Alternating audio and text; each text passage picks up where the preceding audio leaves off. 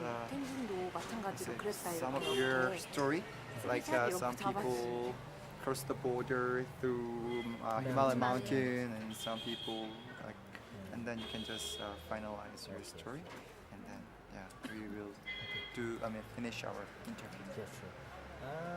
Some like sentiments across Himalaya with like a mountain.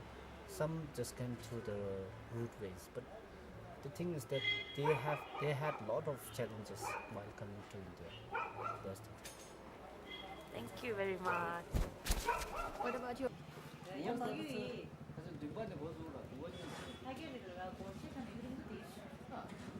I think we might get stuck there also because there will be like traditional circle dance and those things we can get. 이쪽에 앉으셔도 되고 저 끝에 앉으셔도 되고. Outside you can see the boat. TYC, Tibetan.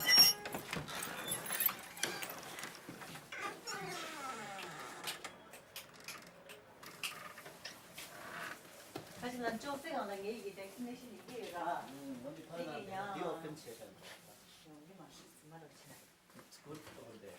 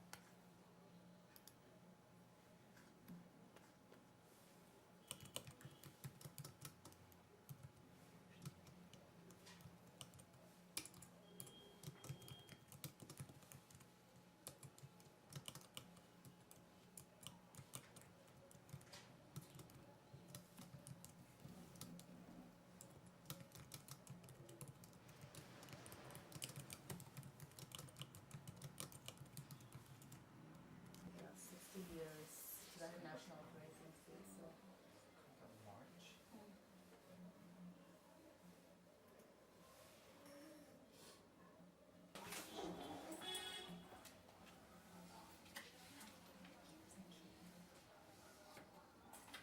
In Japan, that what is called NHK. It's also popular, right? Yeah. I worked with one producer in Nepal during he used to have a lot of protests outside Chinese embassy in Kathmandu. At the time, I helped him with the translation. Yeah. 저희 여기 약간 근데 다음 인터뷰가 Next interview is going to be for. We are seeking complete independence of whole Tibet, you know. So it's original map of Tibet.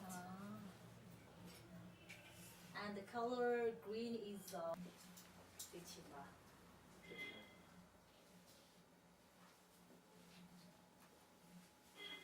좀 어두운가요? 아니 괜찮아요.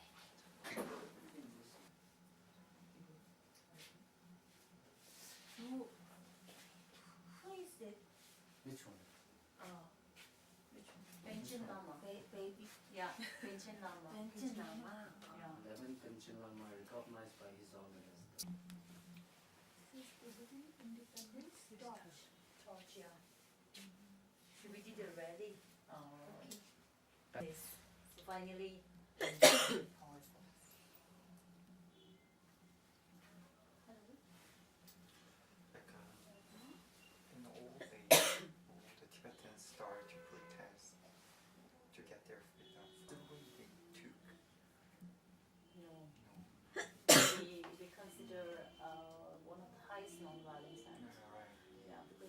if I want to decide, to burn myself or die, 80% of the young Tibetan who have never are like wanted to show the world that they are not happy.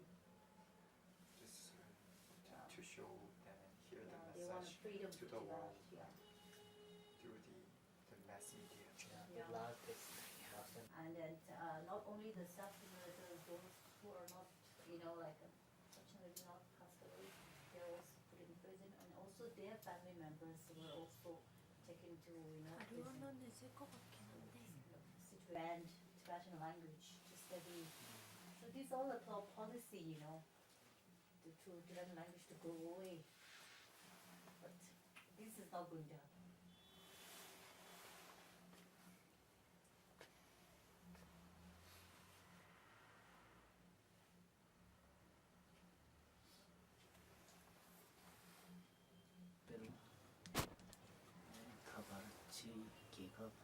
So Tibet Foreign Bureau. The foreigners are inviting.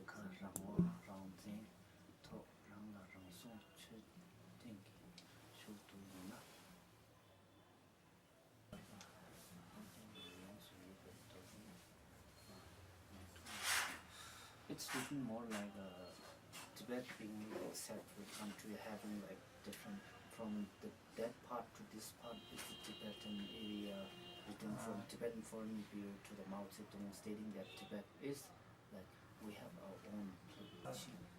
여기부터 여기까지 티베트 독립 지역이다라는 걸 알려주고 그 언급한 내용이라고. 마오쩌둥이요? 중국 마오쩌둥이? 아니요, 마오쩌둥한테 보낸 거잖아요. 이게 It's sent to Mao Yeah, Zedong. it's not from like now, like right now, it's called Department of Information and International to contact with that Tibetan Foreign Bureau sent a letter to Mao Zedong stating that. What was the It's Tibet's written Foreign by the Bureau? Government of Tibet Foreign Bureau, ASA. We have our own government, right? So this is the one who contacts outside of Tibet. This is the Government of Tibet Foreign Bureau, which does like contacting all the Outside the world. outside international relation type. 어제 보냈다는 서신이라고. 그럼 중국인이 보낸 거. 아니 티베트인이 보내지 않았을까? 티베트 자체부에서 여기서 이제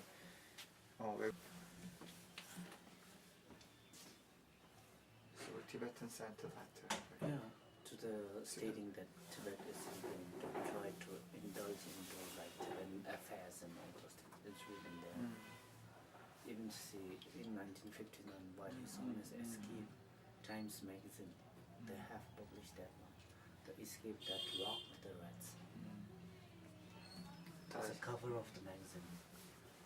보고 설명해주는 It's just Frank Yeah. with your video. Oh yeah. It's 1, 2, 3, 4, 5th. In No, total. like we want to take a Ah, shoot. yeah. Yeah, like a kind It was also published in the National Geography magazine in 1934. So it shows that Tibet was an independent country. So this is the evidence. and that This is that government of Tibet Foreign Bureau, Lhasa, wrote a letter to Mao Zedong in 1949. Thank you. So, 더 가까이 and this is especially made for Tibetan area. So whatever you eat, like salt, tea, butter. 당시에 티베트인들이 썼던 화폐라고 합니다. And what about sprouted something? This one. That's oats,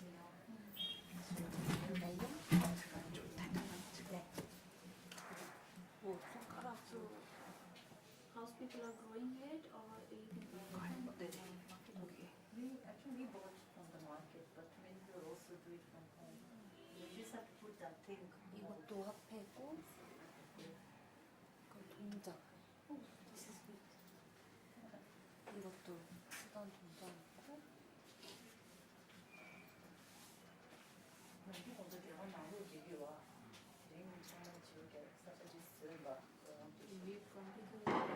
이거 사진 가야 프레임 가질 필요 없이. 무슨 영화지?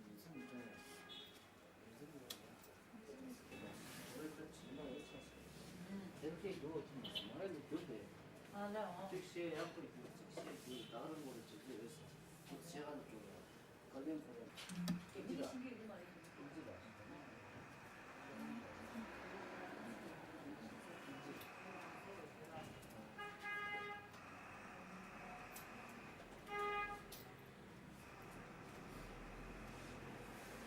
Learn and contribute, and so the photo here you see nowadays many of them are the officer in CTA and some are married.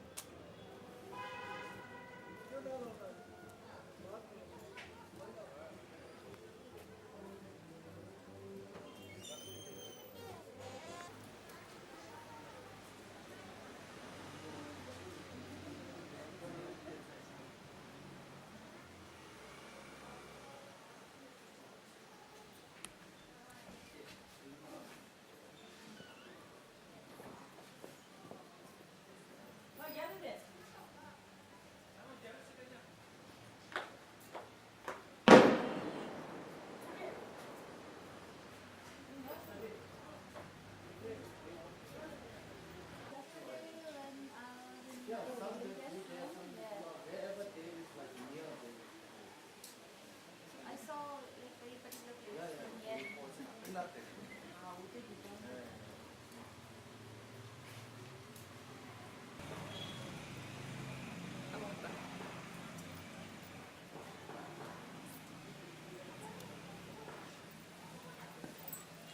The back side is nunnery.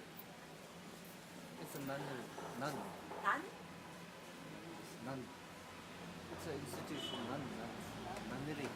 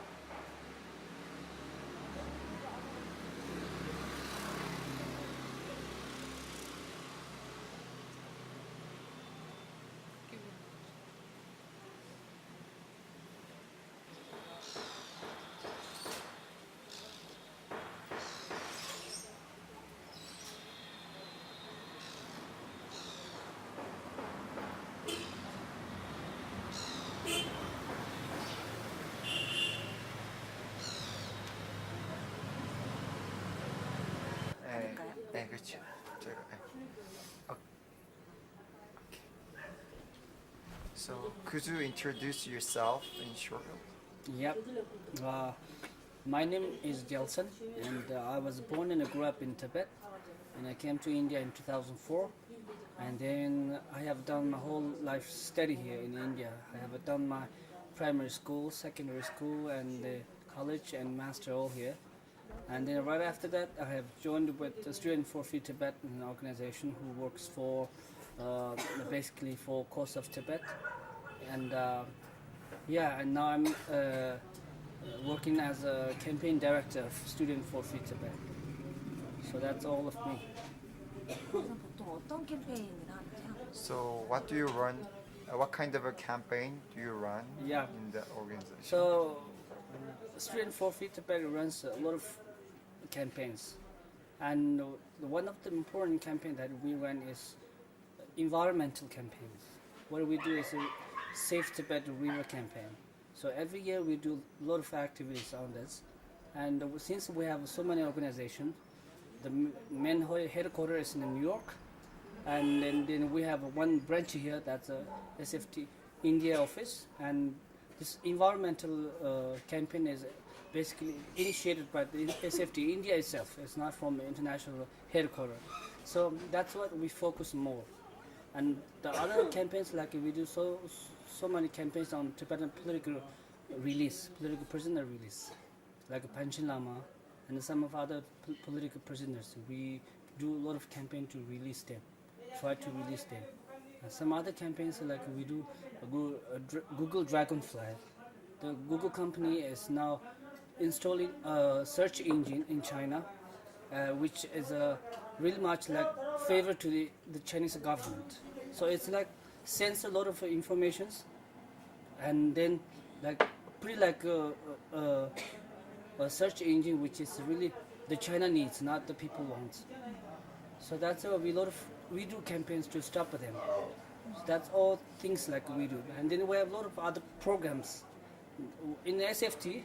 What we have like three things: program, a campaign, a grassroots.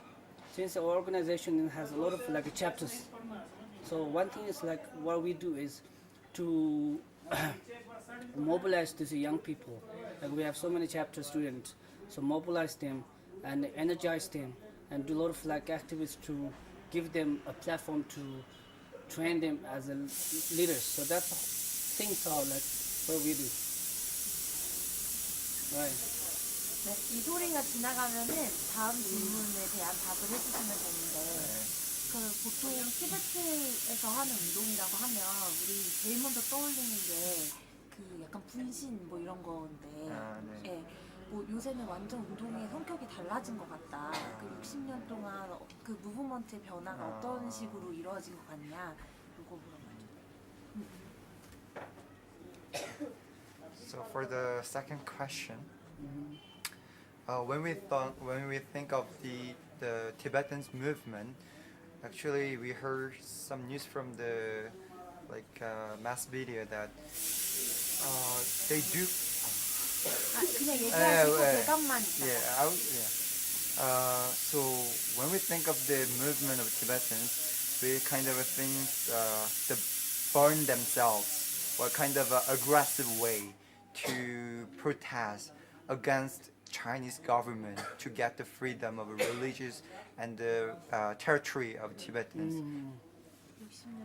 So for the past 60 years, what kind of changes you guys have gone through the past 60 years in aspect of the way of movements, way of a protest against government, Chinese government? So after this sound, All right. So actually, the Tibetan movement gone from very violent to non-violent now, and it used to be very violent, especially when China came and occupied Tibet. There were a lot of resistance in Tibet, and many people died on the battles. And when China came in the border area, so this Tibetan people at the border areas. 이거 끝나면 이어서 하는.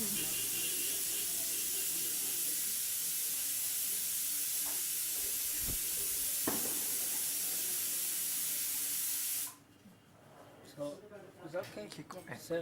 So this Tibetans at the border areas voluntarily group as a guerrilla and fought against the China, and then there was a really violence that happened at the time. But later on, the Tibetan struggle has become more non-violent, and especially since 1974, then the whole system, the whole movement became very non-violent. So that's why now it's a really that's annoying.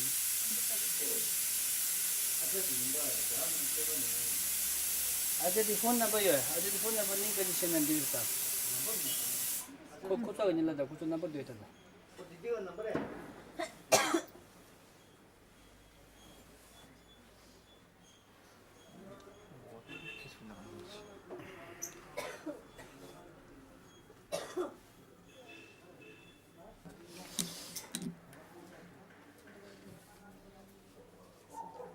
So continue.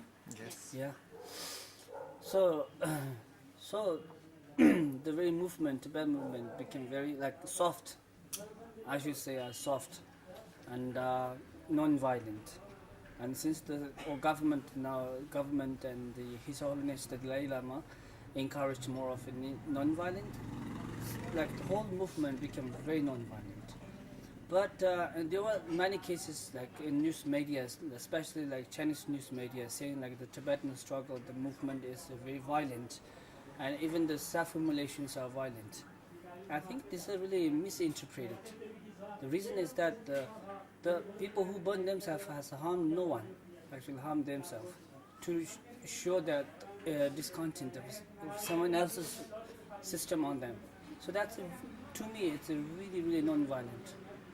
But in 2008, national movement, there are in some cases there are some Tibetans. I think they broke some like Chinese shops, the doors or something like that. It's happened. I mean, that's happened, but it doesn't really represent the whole Tibet movement as a violent. That's like a few people who did this, and that doesn't mean that the whole system, everyone is violent. That overall, like there were only like a few percentage, not even 1%. So the whole system is really non-violent. Yeah. 네, 그러면 저 궁금한 게 그 네팔이나 아니면 히말라야 같은데 뭐 거쳐서 지금 요 분처럼 온 분, 망명해서 온 분도 네. 있고 아니면 아예 인디아에서 태어나가지고 여기서 계속 나고 자란 티베트인들도 있고 서로 경험이 다를 텐데 지금 젊은 사람들은 티베트에 다시 돌아가고 싶어 하고 뭐 티베트를 다시 우리가 티베트로 가야 된다는 그런 생각을 갖고 있는지 보통의 생각이 궁금해요. 젊은 사람들의 생각. 네. Some people love their Tibet and then across the Himalayan mountain or through Nepal they came to India, or some people were born in India. They live here from they're born, since they're born. So each person has different stories, but we want to know the younger generation of Tibetan people's thought. Is there many younger generation also wants to go back to Tibet, and they want to recover their territory from the Chinese government. Want to know the common thoughts of younger generations. Yeah, that's true, you know. There were many people, like nowadays probably the majority born in India. And people like us who came from Tibet, and obviously we have more of this anxiety for going back, because our whole family is in Tibet. But there were so many Tibetans who were born in India, but they still want to go and live in Tibet. And there was a common narrative that all these Tibetans, whether they are born in India or whether they came from Tibet, has the common senses that they want to live in a free Tibet. That's a very strong sense of belongings to our home. Many people never seen it. Many people never seen it, but they have this longings, and they are longing to our home, which is there. So for me, I'm also really impressed when I come to India, and some Tibetans are born here, and they have a whole family here. They have their own house here, and they have their own life. Everything's here. Why did you go back? But they are longing for Tibetan, which they never seen. It's very strong. In some cases, it's much stronger than us. Yeah. So I mean, that's really incredible. I'm really impressed with that. Yeah. 요즘에도 넘어오는 사람들이 많나요? These days, there are still many Tibetan people across the border through Nepal or Himalayan mountains. Yeah, there are many Tibetans in Nepal. I mean, from Tibet to Nepal, is there any people? There are so many people still now Coming coming from the Okay. Tibet.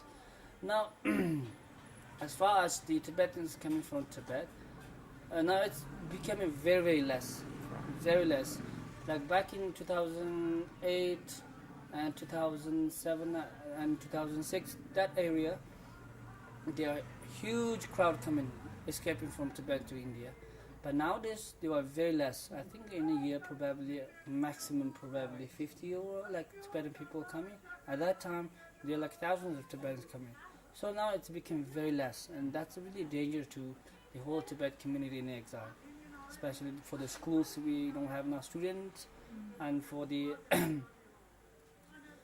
government, the link between Tibet inside and outside may become very dangerous if there are very less people come from Tibet. So it's totally become a two society, two new country, and become two like a kind of countries. So it's really dangerous to the government. So this like kind of challenges is facing now. 그러면은 이제 그런 문제점들도 있겠지만 어쨌든 60주년 맞았잖아요. 그러니까 앞으로 좀 기대하는 앞으로의 어떤 티베트인들의 미래를 기대하는지 마지막 질문. This is the last question. Mhm. So now it's 60th anniversary since you guys established the Central Administrative of Tibetan in Exile. So now what do you expect from now on to go further and for near future regarding the Tibetans' future? How do you expect from Well, obviously, I expect freedom, independence for Tibet, but it's not easier said than done. There are a lot of things that we have to work on, and it may take time, but still in the future, and even now, we're going to work hard for the future, and pass on this spirit of like freedom, pass on this to the younger generation, children to children, and pass on. And there may be a time in the future that we're going to get the freedom. So, I mean, on the surface, it's really hard for us to see the future of what we want because China is too strong, we are too weak. At the same time, the mentality is too weak. And for Tibetans, I think it's not just the weak by like physical things, but our mentality is too weak as well. The spirit of being a fighter is really like weak in the Tibetan community.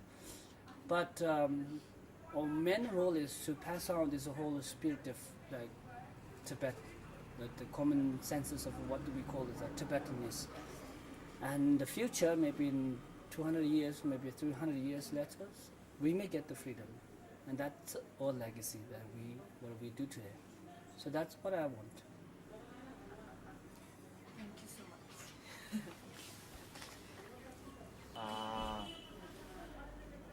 Yeah. How old were you when you when you came to India from Tibet? Right. I was 14 years old that time. And people like us who came lately and then doing the whole study here. Now, in every sphere, we're the oldest all the time. Like in the school, I'm the oldest. In the college and in master, I'm the oldest because I start everything late. Yeah. 그럼 혹시 그 14살의 나이에도 이 티베트를 떠나서 넘어가고자 했던 그 의지라든가 그런 마음이 있었는지. Did you have kind of longings or eagerness to come to the India when you were 14? Yeah, obviously I had a lot. It's a kind of funny story, personal stories. When I was in Tibet, my family is quite poor actually, and I was actually studying there in Chinese school. But then my sister, she is quite old. I think she is 13 years old at that time. She wants to go to school too, but my family can't afford to student. But then through some of the friends, like a monk who went to India and they came back to Tibet, from them I heard that there were schools like free for educations here, and I thought this is the best option for us. So I searched almost for 2 years, worked for 2 years to earn some money to go to India, and it's asked so many people, and after 2 years I ready with my money, and then I brought my sister here, and now she is with me. Now she just finished her master, and yeah, that's the whole reason why I came to India, actually. 돈이 많이 필요하다고 저 들었는데 그거 모을 수가 있었나요, 1년 만에? She said, she heard the quite large amount of money was required to come to the India. So Right. only for during the 2 years, it was quite hard for you to earn some money to come to India. Right, it's the way of life in Tibet is totally different from here. We don't work in offices. We don't work in the restaurant. There is no restaurant. We are totally in a nomadic area. What we do is, in the summer times, there were some medical plants that we dig medical plants and sell them in the market and earn some money from them. So that's how we do economy. And that's why, like in the summer times, I do a lot of like digging, and it's really really hard actually. And then in the autumn, I come to the market and sell them. So for 2 years, it cost me 2 years to earn the money that I required. And to come to India, we have to pay some guide on the way. So for them, we have to pay a lot of money. And in my case, I have my younger sister and myself, and the 2 people. So I have to pay a lot of money. That's why I worked 2 years. Right. 이거 진짜 마지막 질문인데 네. 그 지금 중국이 되게 좀 잘 살게 되면서 중국 내 티베트 경제가 좀 활성화됐고 좀 사람들이 먹고 살만해졌다. 그래서 사람들이 티베트를 나오려고 하지 않는다라는 그런 뉴스가 있어요. 제가 읽은 뉴스가 그게 뭐 차이니스 뉴스인지 뭔지는 모르겠지만 그런 식으로 알고 있는 사람들도 많은데 이거가 사실인지 이거에 대해서 어떻게 생각하는지 마지막 질문. This really final question.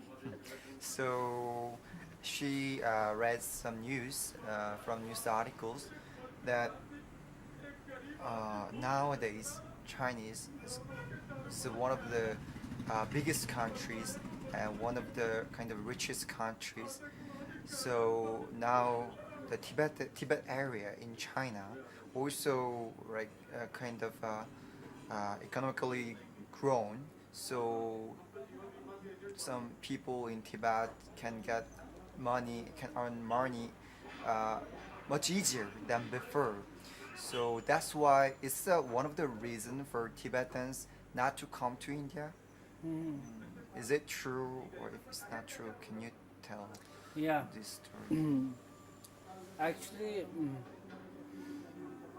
that's also one reason, because the living standard in Tibet is not growing too much, and they don't have any problem with the living. And then secondly, in 2006, 4 at that time, they don't know about all like living standard here in India.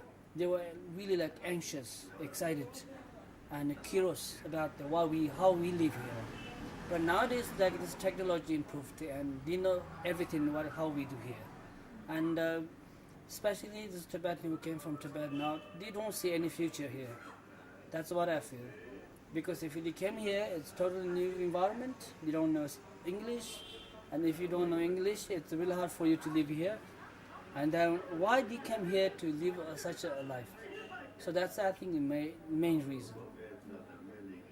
Yeah, but still there are some people are coming actually. 마지막 안 받아도 되겠죠? 그럼에도 뭉쳐 살아야 되는 그런 이유 같은 거는 따로 안 받아도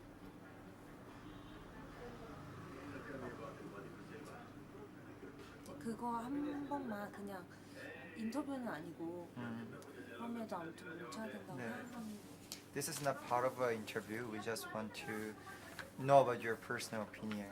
Like now, as you mentioned, the environment of India is not like as you said, the Tibetan cannot see the future in India, so people does not eager to come to India.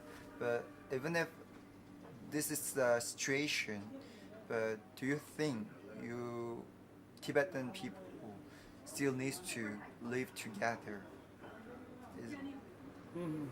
Yeah, Obviously, it's really important for Tibetans to live together. But coming to India doesn't mean living together. The 99% of people living over there, and we're only like a palm of people here. But since still this really less people, the exile community is really important because all like leaders are here, and the whole like administration systems are here. It's really important. But it doesn't mean that living over there is a part of like living apart from Tibet. They were basically living their life in the Tibet. So basically, living over there is more important than living here. So that's why His Holiness all the time saying like, if you come to India, then go back, don't stay here. So even for me, like back there in the Tibet, Tibetans feel more like Tibetans than Tibetans who live here. So that's why I think living there doesn't mean like we are living like ununited. We are still united. Right. Thank you. Yeah. Thank you very much. Thank you.